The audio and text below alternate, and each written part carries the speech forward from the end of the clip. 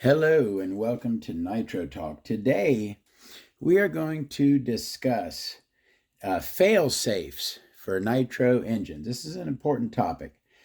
Again, this is going to be a video where I'm giving you my opinions on the subject.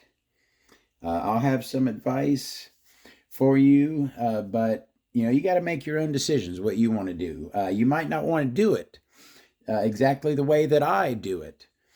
But I'm going to tell you how I handle fail-safe on my nitro engines. All right, let me start off. Where do I start? Your two main methods of fail-safe are mechanical fail-safe and electronic fail-safe, okay? And my visual aids for that are these speed controllers. This is an electronic speed controller. This is a mechanical speed controller. Now, long gone are the days, you know what, I forgot a couple other visual aids I was going to use. Long gone are the days of the standalone fail-safe, okay? This is an electronic fail-safe that is a standalone unit. This is what was used with AM and FM radios, okay? Let me start right there.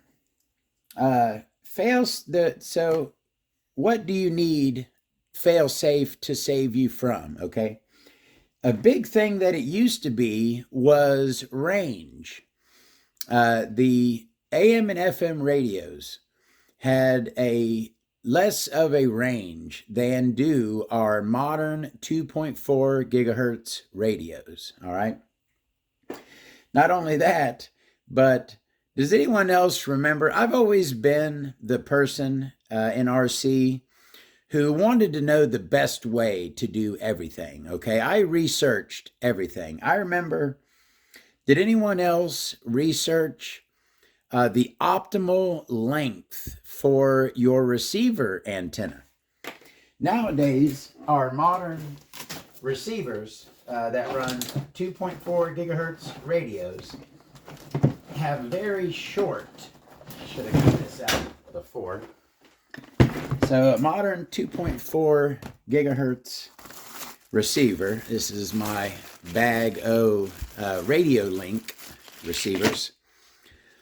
The modern 2.4 gigahertz receiver has a relatively short antenna wire. This one is actually fairly long. I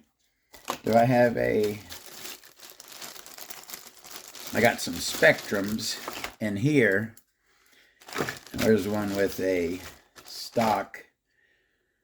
Yeah, they're about the same length, right? So that's your 2.4 gigahertz antenna length right there. There's one. Yeah, that's a 2.4 gigahertz length. That's a 8 inches or so. I think I know what 8 inches looks like.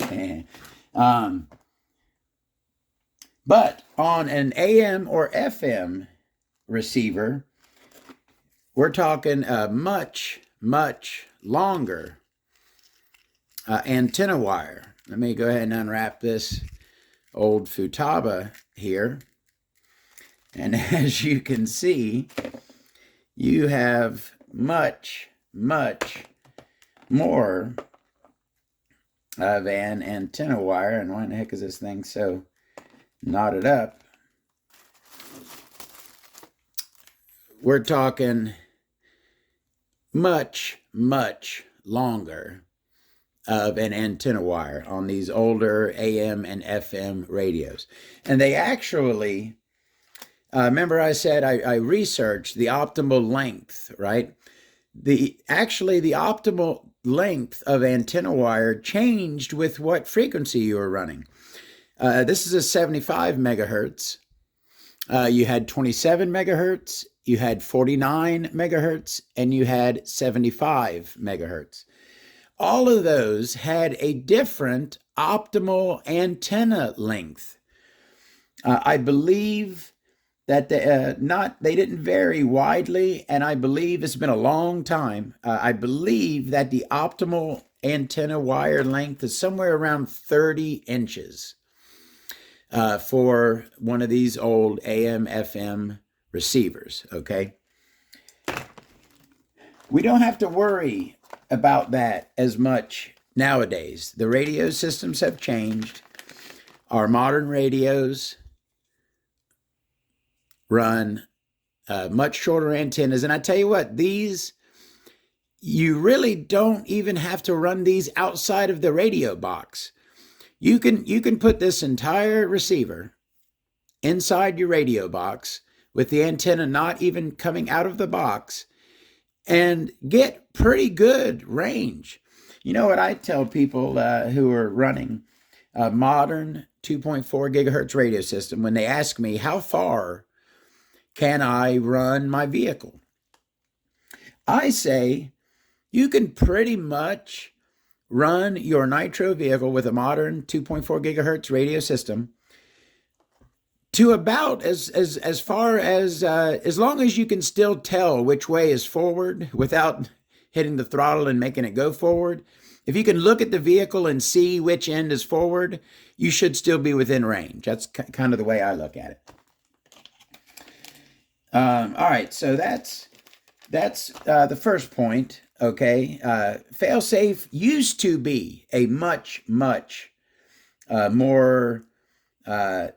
important, complicated thing. We ran standalone failsafes on our old radio systems, but most of our modern radio systems will have built-in electronic failsafe. Same kind of setup as this, but it is built in to the transmitter and receiver instead of a standalone unit like this. That is your electronic failsafe, okay? Failsafe that is controlled by your radio system. You also have mechanical failsafe. This was accomplished first with metal springs, okay?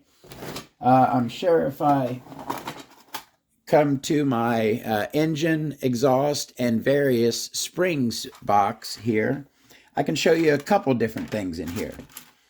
First, I'm going to show you this. Now, has anyone seen a spring built like that? Big loop on one end, small loop on the other end, and approximately that long. That right there is a throttle return spring that attaches to a carburetor. Do I not have an engine handy? God dang it.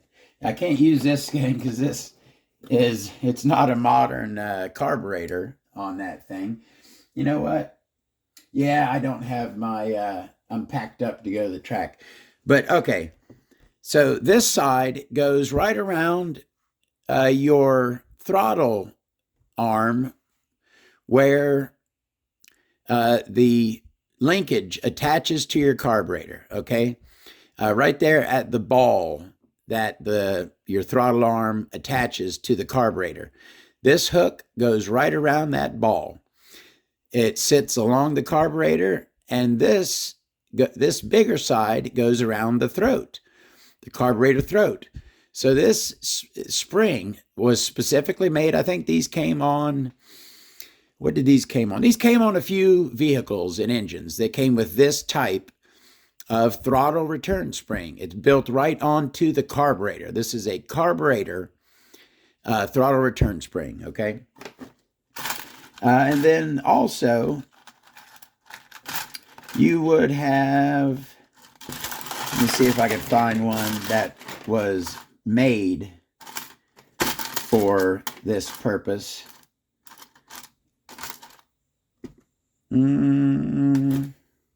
Maybe that one, something around like that. Okay, so this type of spring was one that would attach, usually this would attach at the same place as the other one. around the servo arm, where the throttle arm attaches to the ball link on the carburetor slide. Okay, so that would hook around there. And then this side would usually go to a screw on the, usually on like the radio tray. Okay, somewhere nearby there'd be a screw on the radio tray, and you would attach this into that. And so you would have throttle return via a metal spring. Okay, that was how it was done for a long time. A lot of RTR vehicles came with pre-installed throttle return springs. All right, that is a mechanical fail-safe. Okay, a throttle return spring is a mechanical fail-safe. So we've discussed the two main types. We've discussed why you need it. Now, okay, let's talk a little bit more about the why. So the range thing isn't as much of an issue anymore. Very few people are still running 27 megahertz, 49 megahertz AM and FM radios. Very, very few people are running those nowadays. Most of us are running 2.4 gigahertz. Another problem, so loss of range was originally one of the main issues that you required a fail-safe for. Not a big issue anymore. Another issue, probably the other main issue that requires a fail-safe, is loss of power to the radio system, okay? Here's where I want to talk about.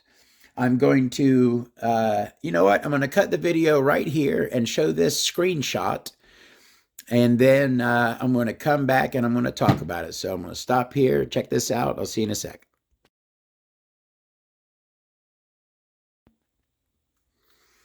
All right. So that screenshot is of a video on YouTube that I watched many years ago. I'm sure I've watched a couple times. And let me stop to say that the kid in that video's put up 11 years ago. He's a grown-ass man now.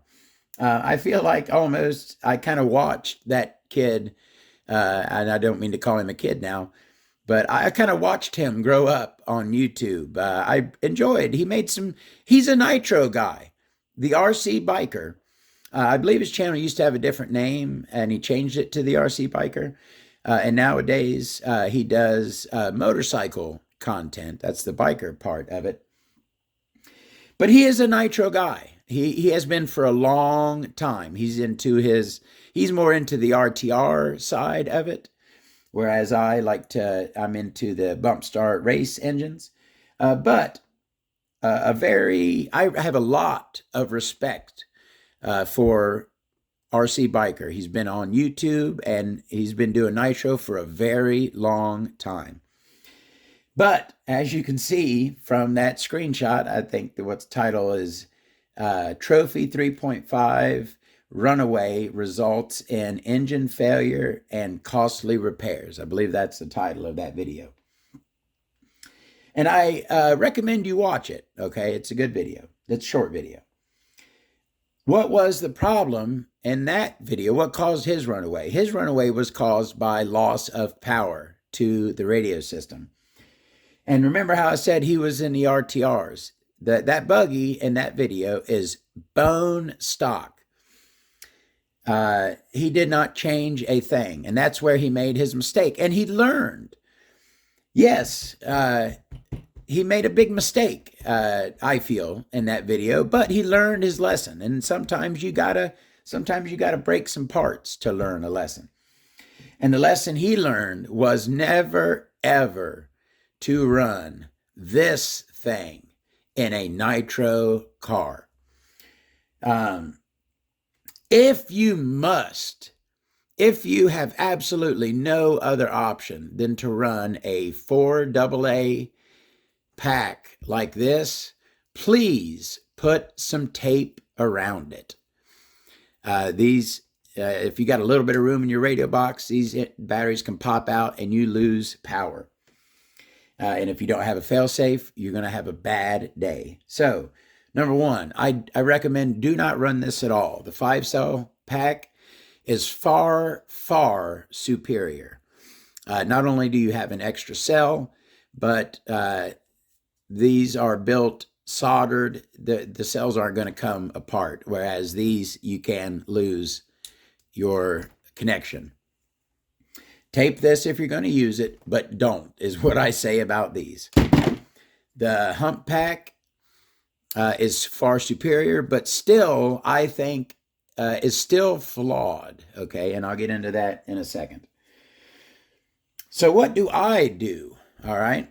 Let me tell you my opinions. And again, this is something where I'm not telling you what to do. I'm telling you how I feel about this. I'm giving you my opinion on failsafe.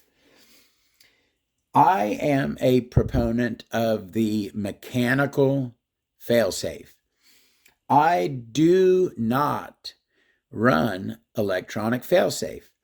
My Spectrum DX5C radio system certainly has built-in electronic failsafe, but I do not use it. And let me tell you why. So, let me move some of this stuff out of the way and grab my buggy. Dang it, I ain't got my tools. I need to get into my, I got a 2.5 in there. I think I got a 2.5 somewhere. You know what, let me stop this real quick. We'll be right back. All right, I got 2.5 millimeters something here. All right. All right, so we're talking about fail-safes. There are two main things that I do to make sure that I do not have a runaway in my Nitro vehicle. Number one, and I feel the most important part, is I run a mechanical failsafe by way of rubber bands.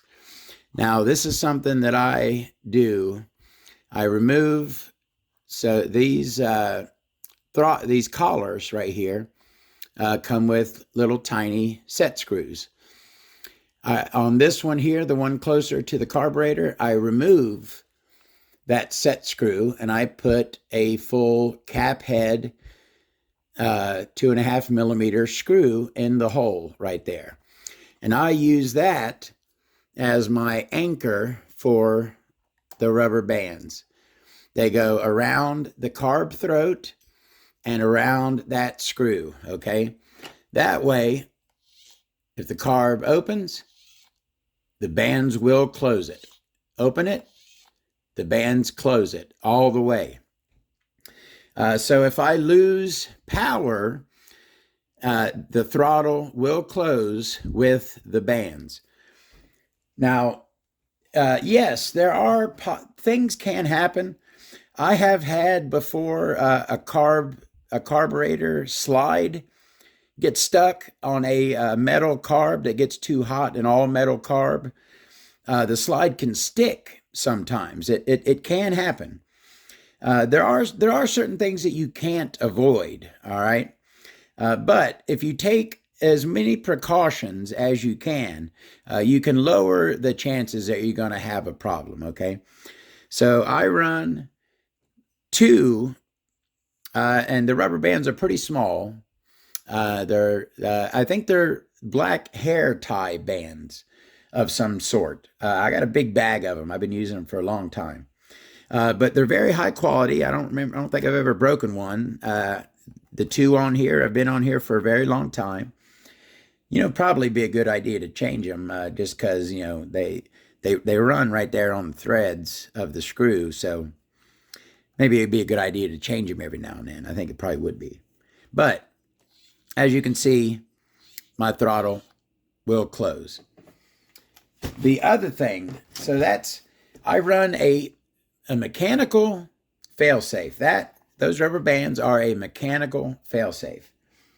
I do not run an electric failsafe.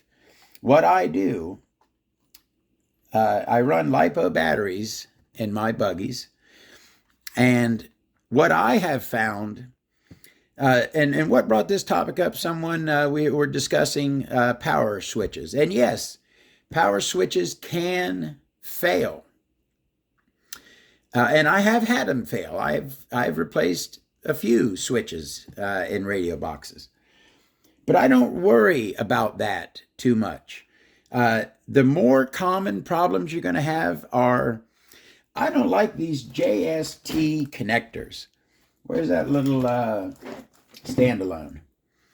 So a lot of people call these Futaba connectors. I believe these ones are actually Futaba connectors, or maybe these are called JST.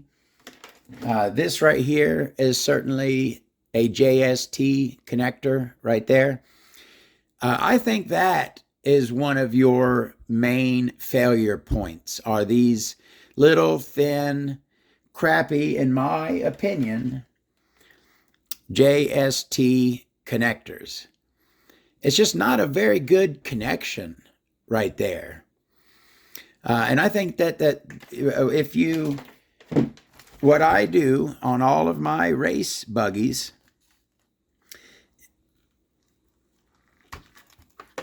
is I swap in Dean's plugs. I buy receiver batteries that are built with Dean's plugs, and I added a Dean's plug to my switch. So the power switch wire comes up right to this Dean's plug. This Dean's plug is number one. It is a solid, no loss, essentially. The Dean's, they've moved past the Dean's plug, okay? What's the one called now? The rounded barrel one? I forget. I don't even know. I can't remember what that thing is called. But the Dean's plug used to be standard, but now they've moved kind of past it. But not me. I loved the Dean's plug when it was the man, and I still do. I think the Dean's plug is one of the best electric connectors that was ever used in the RC hobby. I got a lot of respect for the Dean's plug, and that is not coming apart in my radio box. There's not a frickin' chance that this connection is going to sever inside this box. It just is not going to happen. So I put Dean's plugs for the battery connection. That's the main thing I do to prevent loss of power. And then I run a manual, a mechanical failsafe by way of throttle return bands on my carburetor, okay? Last thing I want to say was, why do I not like electronic failsafe? I'll tell you why I don't like electronic failsafe. So the way electronic failsafe works is you program your radio to set your throttle, your servos, to a certain position if the signal is lost, okay? So if your battery dies in your car, that comes disconnected, or you go out of range, okay? If the signal is disconnected from the transmitter and receiver, their signal connection to each other is broken, the receiver will set your servos to a predetermined position, okay? You set that yourself. So what do you set it at, right? And the prevailing, I don't really know what the prevailing knowledge was, but I'll tell you what I did, and I think it was wrong what I did, and I paid a price for this. So what I kind of thought when I, for a little period, was programming electronic failsafes, I figured I want the buggy to stop. So I want brakes, okay? I want the servo to apply the brakes. That makes sure that the car stops, right? I don't think that's right. And again, this is just my opinion. and I don't do this. I don't program my electronic failsafe, so I don't even do this. But I'm going to tell you my opinion on it. If you do program a electronic failsafe for your Nitro engines, I feel that it should be set to neutral, no brake or throttle, or just maybe a touch of brake. And also, I'm not even sure about this. Can you do both servos when you set your failsafe? Is it only for the channel 2 throttle servo? Or can you can you set the steering servo to go to a predetermined position when your failsafe goes off as well? Because if you could do it for your steering servo, we'll just have it go all the way left or right, and then it'll just go around in a circle. You don't have to worry about it running away because it'll just make a little circle, right? But again, I'm not even sure if you can program your steering servo. But why I no longer mess with electronic failsafe, and this was totally my fault, okay? Totally my mistake. This was totally my fault. So I stopped running them because I made a mistake, and I don't want to make that mistake again. So I had a failsafe set, and I had a failsafe set to full brake. I do not recommend that for this reason that I'm about to say. So I had a few buggies out. I was running one. I shut it down and went to run another buggy. I took my transmitter, it runs multiple models. I go into the screen and select the model that I want to drive. What I forgot to do was shut off the car. So I left the receiver on and I changed the model on the transmitter, essentially breaking the connection between that receiver and the radio. Okay, and now the radio is now linked with a different receiver. So I had an 8 scale Nitro buggy, much like this one, may have even been this one. And it found itself in a fail-safe position. And like I said, I had it set to full brake. So for, who knows, half hour, an hour, I don't know how long the servo lasted. But while I am on the track with my other buggy, having a good old time, the throttle servo that was in this buggy, my visual aid, was just hanging on, right? It was pulling those brake arms for dear life. While I'm out lollygagging, running on the track, that servo is just sitting there pulling those brakes with everything it's got for, like I said, I don't know how long it lasted. But it did not last until I come back and realized what I did. I came back, and at that point, that servo had burned up and died. It had been yanking those brake levers for dear life for however long, and it cooked itself. Now, is this a real big deal, loss of a servo? It sucks. It's not good. Depends on how much you paid for your servo. It could suck a lot more or a lot less. But in particular, why it hit me so hard, why it bothered me so much, was because of the servo that it was. Okay, it was not. It wasn't your old 645, right? Let me. I guarantee I've got 3 or 4 645s in here. Your classic high-tech. God dang it. Now I'm going to look like a dummy. Your classic high-tech HS 645 MG that, you know, was very, very popular back in the day. I got them some freaking way. No, it wasn't your run-of-the-mill, everyday jobber servo. It was one of these. This is the KO Propo RSX Power.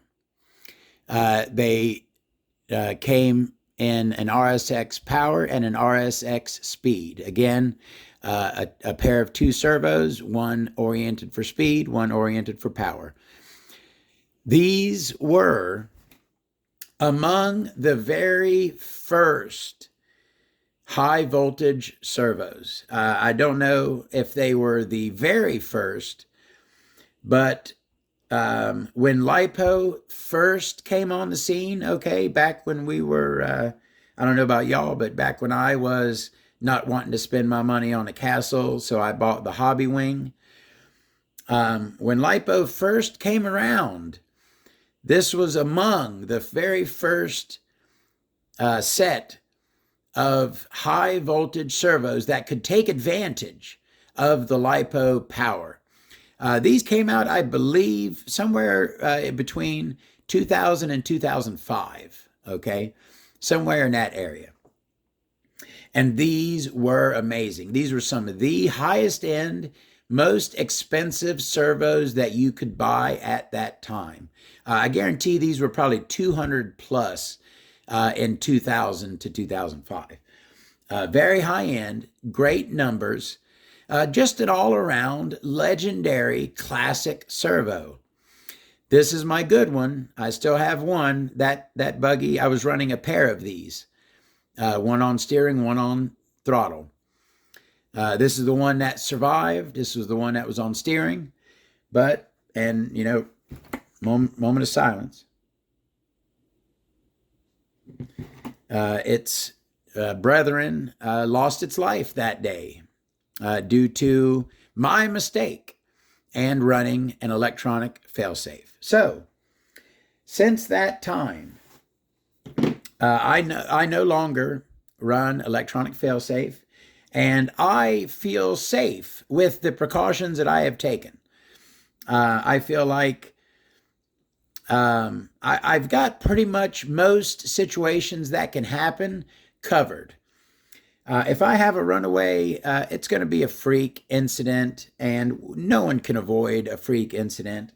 So I think we've had a good enough talk today on fail safes. You must run one. That's okay. That's the point I want to make. Do something. Do not ignore the fail safe for your Nitro vehicle. My opinion, I prefer a mechanical, but if you're running electronic, make sure it is set up properly and make sure it is operating. Test it, turn your radio off, make sure the servos go to where you want them to.